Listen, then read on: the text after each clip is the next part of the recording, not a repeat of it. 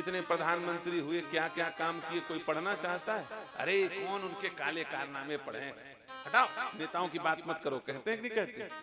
और भगवान की बात कोई करे, और हत्या मर्डर किया भगवान, मर्डर किया और करवाया, खुद तो मारा, जन्म लेते ही मर्डर करना शुरू कर दिया।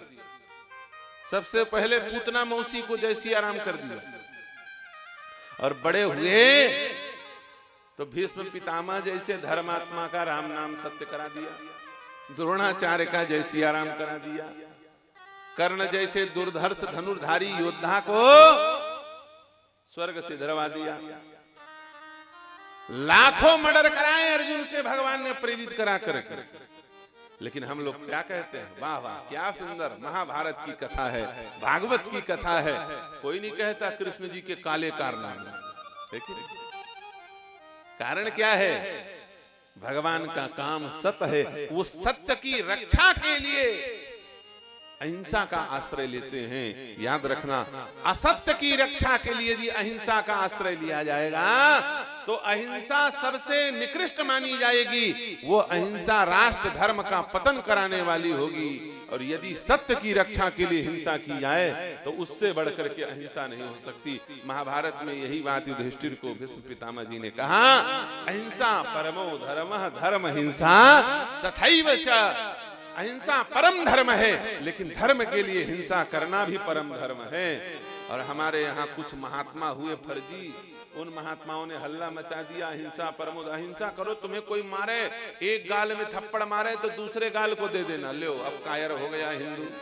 अब उसके घर से हथियार चला गया, लाठी डंडा नहीं, सांप घुस जाए तो मारने के लिए सांप को डंडा नहीं है घर में। लोग कहते हैं हम परेशान हैं, हमारे ऊपर नाना प्रकार की समस्याएं आ रही हैं। क्यों? क्योंकि हमने शास्त्रों को पढ़ा, लेकिन शास्त्रों को सुना, लेकिन शास्त्रों को गुना नहीं, शास्त्रों को जाना, लेकिन शास्त्रों को माना नहीं। इसलिए कश्मीर जैसी घटनाएं भारत में घटित हुई।